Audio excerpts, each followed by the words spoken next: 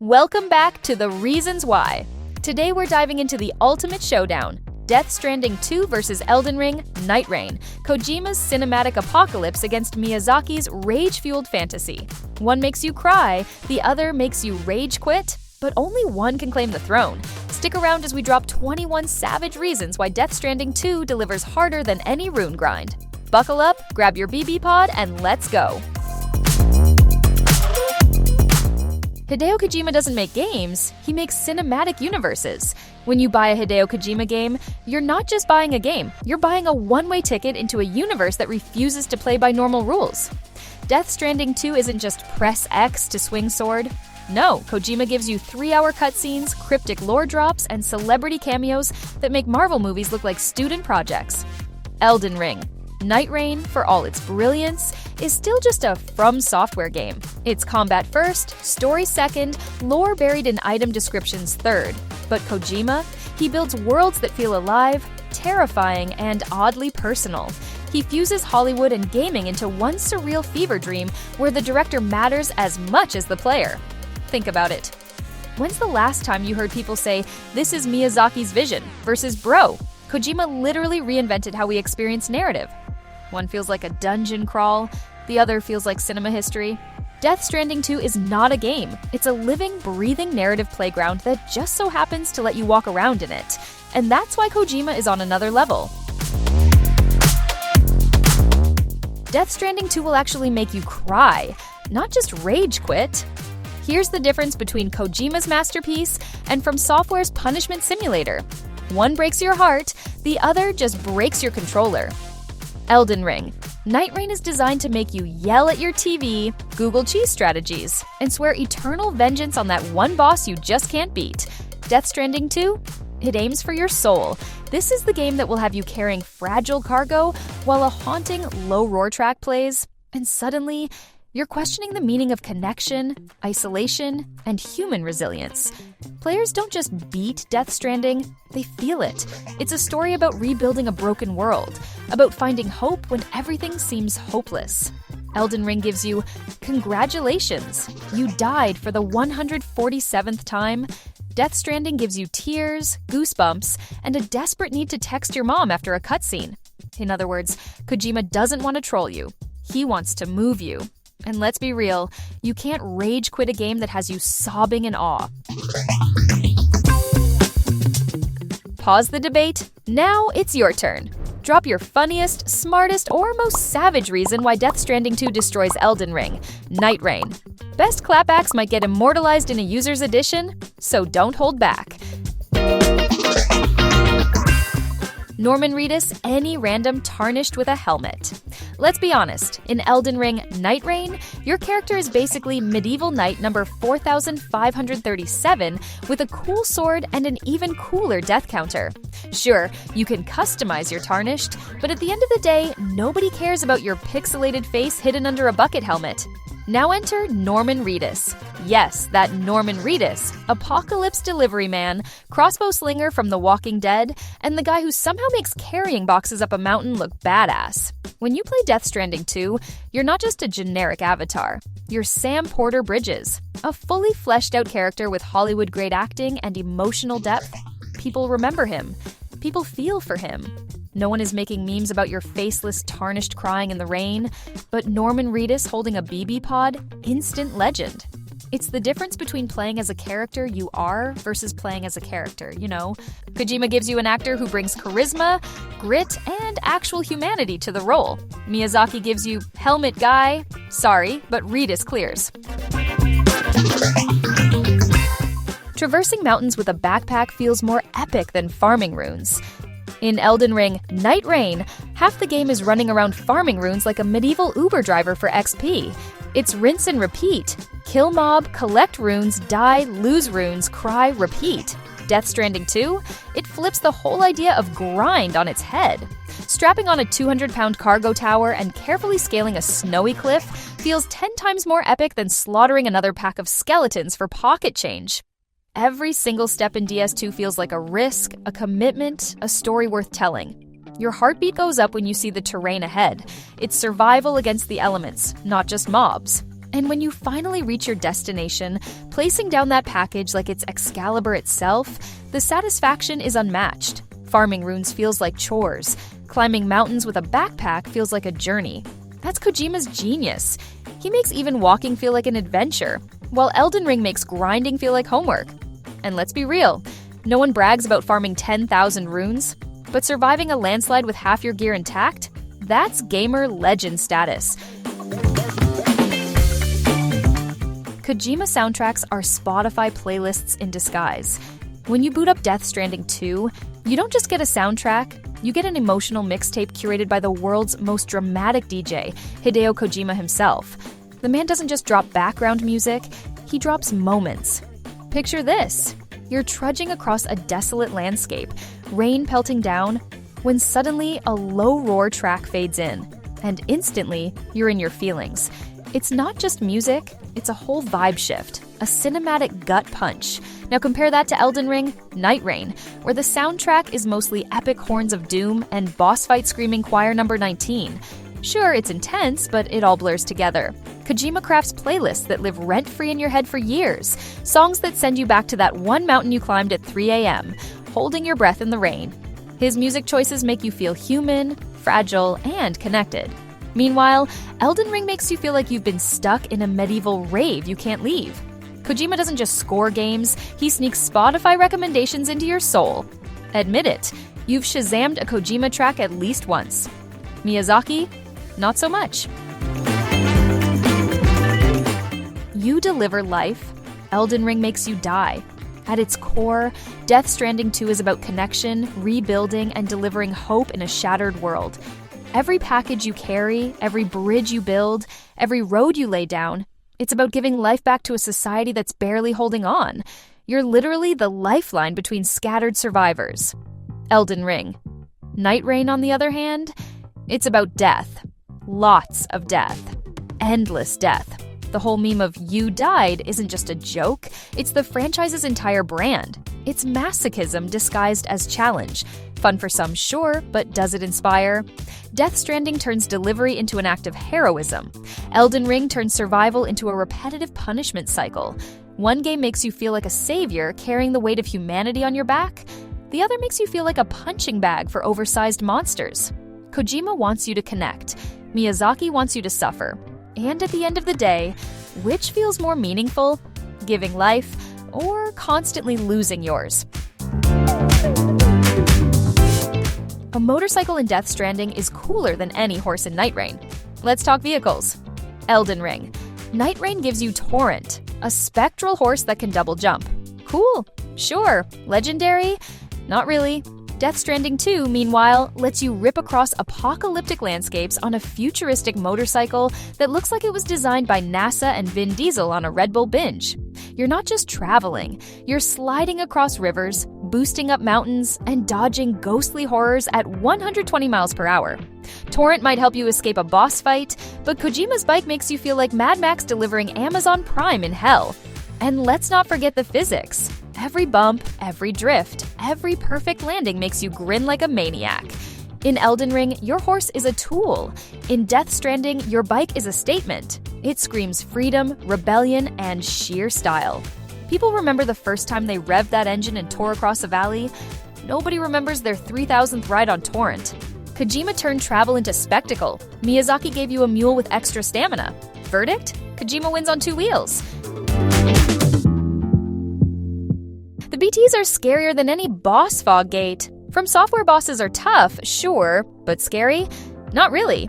Once you've seen one grotesque dragon, you've basically seen them all. You die, you respawn, you try again. The fear is in losing progress, not in the atmosphere itself. Death Stranding 2, on the other hand, hits you with BTs. Terrifying, invisible, otherworldly monsters that make every single encounter feel like a panic attack wrapped in rain. The sound cuts out, your BB pod starts freaking out, and suddenly the world itself feels haunted. You're not walking into a big flashy fog gate with dramatic horns blaring. You're creeping through silence, knowing that one wrong step could drag you into tar hell. That tension is horror movie tier. BTs don't just test your reflexes, they mess with your mind. And unlike a boss fight, you can learn through repetition. BTs keep you on edge every single time. Elden Ring Nightreign wants you to feel challenged. Death Stranding 2 wants you to feel hunted. And that's a whole different level of terrifying. The story actually makes sense eventually. Let's be real. Elden Ring Nightreign's story is basically a Wikipedia scavenger hunt. You don't play it for the narrative, you play it for the combat, and then spend 3 hours on YouTube watching lore explainers to figure out why some guy in rags called you tarnished. Death Stranding 2, on the other hand, throws you into Kojima's madness. Yes, but it pays off. Every weird, cryptic moment eventually connects, and the threads tie together into a narrative that's actually emotional, coherent, and unforgettable. It's not just defeat demigods and fix the world because reasons. It's about rebuilding bonds, facing loss, and redefining what survival means. Kojima gives you a slow-burn novel. Miyazaki gives you a puzzle with half the pieces missing. And honestly, which feels more satisfying? Piecing together cryptic item descriptions, or watching a jaw-dropping cinematic revelation that ties 20 hours of gameplay together? Death Stranding 2's story doesn't just exist. It lands, it resonates, and it sticks with you long after you put down the controller. Elden Ring makes lore videos trend. Kojima makes tears trend. Death Stranding invented the walking simulator flex. People love to roast Death Stranding by calling it a walking simulator. But here's the twist. Kojima took the most basic act in gaming, putting one foot in front of the other, and turned it into a flex. Traversing terrain in DS2 isn't boring. It's strategy, tension, and artistry rolled into every step. You're adjusting your balance, securing your cargo, plotting routes, and making micro decisions that actually matter. Every ridge, every river crossing, every climb feels like a triumph. Compare that to Elden Ring Nightreign, where walking is just filler. You sprint past mobs, dodge roll, and pray you don't fall off a ledge. There's no weight, no stakes, no satisfaction in moving from point A to B. Death Stranding makes walking more intense than most boss fights. And the irony? That so-called walking simulator sparked a whole conversation about what games can be, turning travel into a meaningful cinematic experience. Kojima turned the insult into a genre-defining badge of honor. Meanwhile, Elden Ring is still pretending stamina bars are innovative. The flex here is obvious. Kojima made walking cooler than fighting. Online player structures feel like a hug from strangers. Elden Ring Nightreign's multiplayer is basically other players trolling you with try finger but hole messages or invading your world to ruin your day. Funny? Sure. Comforting? Not at all. Death Stranding 2 flips the script. Instead of griefing, you get genuine, heartwarming cooperation. Imagine struggling up a mountain, stamina bar nearly gone, and suddenly, bam, a rope, ladder, or bridge left behind by another player appears. It feels like a stranger across the globe just reached out and said, "I got you, fam." These little acts of kindness turn a lonely apocalypse into a community effort, even without direct interaction. It's the most wholesome form of online play gaming has ever seen. You're not being punished by sweaty PvP invaders, you're being supported by people who want you to succeed. That mechanic alone makes Death Stranding 2 feel human in a way Elden Ring simply doesn't. From Software's world is designed to make you distrust everything. Kojima's world is designed to remind you we're all connected. And honestly, sometimes a ladder from a stranger means more than any rune ever will. Every package delivery is more rewarding than a rune grind. Elden Ring Nightreign makes you grind. Kill mobs, grab runes, level up, repeat. It's the kind of loop that feels less like heroism and more like clocking in for your shift at Rune Depot. Death Stranding 2? Every single delivery is its own story. You're not just hauling boxes. You're carrying fragile hope through dangerous landscapes. The weight on your back feels like the weight of the world. And when you finally deliver it safely, pure dopamine. You don't feel like you earned XP. You feel like you saved someone's life. Even the smallest package feels monumental because the game attaches meaning to every step. Compare that to farming the same enemies in Nightreign until your brain goes numb. One feels like actual achievement, the other feels like busy work with a death screen bonus. Kojima's genius is making something as mundane as a delivery feel like an epic quest, while Miyazaki makes killing monsters feel like filing paperwork. Death Stranding rewards your persistence with emotional impact, not just stat boosts. In short, a package in Kojima's world, a pile of runes in Miyazaki's. Performance capture in Death Stranding looks like Hollywood. Let's not kid ourselves. Death Stranding 2 isn't just a game. It's a cinematic production disguised as interactive art. Kojima didn't settle for good graphics. He brought in Hollywood-level performance capture, turning every cutscene into something that could premiere at Cannes. Norman Reedus, Léa Seydoux, Troy Baker, these aren't pixel puppets. They're living, breathing characters, rendered with emotional depth you can feel in every line, glance, and tear. Elden Ring Nightreign, meanwhile? Sure, it's gorgeous, but its NPCs still look like they've had 3 hours of sleep in a medieval basement. Dialogue feels like a riddle mixed with a migraine, not a performance. Death Stranding 2 doesn't just show you a story, it performs it with the kind of weight and nuance you'd expect from high-budget cinema. It blurs the line between movie and game in a way From Software has never even attempted. While Nightreign makes you guess why some knight is mumbling cryptic lore, Kojima makes you feel why his characters are broken, desperate, and fighting to connect. Hollywood versus haunted wax figures? Easy choice. Elden Ring makes you scream. Death Stranding makes you think. Elden Ring Nightreign thrives on frustration. You're meant to scream, rage, and maybe even throw a controller or two after your 50th death to some boss that one-shots you. It's chaos, it's anger, it's adrenaline. But Kojima, he doesn't want you to scream. He wants you to reflect. Death Stranding 2 is built on moments of silence, awe, and deep thought. It's the game you put down at 3 a.m. and just stare at the ceiling, wondering what the hell it all means. It doesn't just challenge your reflexes, it challenges your perspective on loneliness, survival, and human connection. From Software gives you punishment as a philosophy. Kojima gives you philosophy as gameplay. And let's be honest, as fun as rage quitting is, there's something more powerful about a game that makes you rethink your own world after playing it. Elden Ring leaves you sweaty. Death Stranding leaves you speechless. That's the difference between being a game people play and being a cultural moment people remember. The baby pod is the real gaudy companion. Look, Elden Ring. Nightreign has spirit summons, wolves, jellyfish, and whatever else Miyazaki throws at you. Cute? Yes. Memorable? Not really.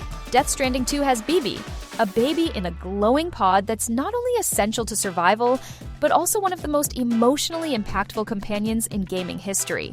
Bibi isn't just a tool. It's a constant reminder of fragility, of hope, of the line between life and death. Every time that pod shakes, every time you soothe it, you feel a connection stronger than with any AI summon Elden Ring can offer. Torrent might get you from A to B, but Bibi makes you feel something every single second. You protect it, you bond with it, and it bonds right back. Kojima basically weaponized your emotions and put them in a pod strapped to your chest. Elden Ring summons, they vanish after a fight. Bibi stays with you, cries with you, and becomes part of you. It's not just a mechanic, it's an icon. And that's why the real Game of the Year trophy belongs to the Pod Baby. Exploration in DS2 is about wonder, not punishment. In Elden Ring Nightreign, exploration is basically gambling with your sanity. Every cave, every castle, every dark corridor screams, "Welcome to your next 50 deaths." Sure, you get loot, but the process is pure punishment. It's trial, error, rage, repeat. Death Stranding 2 flips that idea completely. Exploration isn't punishment, it's awe. Every valley you crest, every horizon you reach, every new weather pattern you encounter feels like stepping into a painting. It's not about what's going to kill me here, it's about what beauty or mystery will I discover next. Kojima built a world that rewards curiosity with meaning, not with misery. In DS2, even the silence of the landscape speaks louder than any item description in Elden Ring. Exploration feels meditative, breathtaking, and purposeful, a space to reflect, not just grind. From Software teaches you to fear the unknown, Kojima teaches you to embrace it. And in a medium where exploration is often a death sentence, Death Stranding 2 dares to make it feel like a gift. Kojima's cameos, NPC questlines you'll never finish. Elden Ring Nightreign is stacked with NPCs who give you cryptic half-sentences, disappear for 30 hours, then randomly die off-screen before you even realize their questline existed. Let's be honest, half of us never finish them, and the other half need a 2-hour YouTube guide to make sense of it all. Death Stranding 2? Kojima just says, screw it. Here's Guillermo del Toro delivering exposition, here's Jeff Keighley as a literal character, and maybe I'll throw myself into the game too. These aren't just NPCs, they're cultural Easter eggs. Every cameo feels like a wink at the player, a surprise gift, a reminder that Kojima's universe is connected to our own. It's playful, it's memorable, and it doesn't require a Reddit thread to figure out. In DS2, you don't need to chart obscure quest steps. You just enjoy the ride, meet wild personalities, and laugh at how Kojima managed to sneak his friends into the apocalypse. Miyazaki makes you work for lore. Kojima makes you grin with cameos. Easy win. Building roads feels more satisfying than leveling up. In Elden Ring Nightreign, leveling up is just numbers on a screen. You dump some runes, get +2 strength, maybe +5 endurance, and boom, your character hits a little harder. Does it feel satisfying? Not really. It's invisible progress, locked behind menus. In Death Stranding 2, progress is physical, visible, and world-changing. When you lay down roads, bridges, or zip lines, you're not just boosting stats, you're literally reshaping the environment for yourself and other players. You leave a mark on the world, and that mark makes someone else's journey easier. That's progress you can see, progress that matters beyond your own character. Every new road is a victory, a permanent reminder that you turned chaos into order. Compare that to grinding mobs until your Tarnished gains the stamina to roll half a second longer. Kojima made infrastructure heroic, Miyazaki made number crunching tedious. And let's be real, no one brags about I hit level 120, but telling your friends, I built a highway across a mountain so strangers could cross safely, that's legendary. Death Stranding's landscapes look like real art galleries. Boot up Elden Ring, Nightreign, and sure, you'll see stunning fantasy castles, twisted swamps, and ominous skies. Gorgeous, no doubt, but Death Stranding 2 takes a different route. It gives you real-world beauty cranked up to surreal levels. Every mountain ridge, every moss-covered valley, every storm-battered plain looks like it was ripped straight out of an art exhibit. Kojima's environments aren't just backgrounds, they're the main character.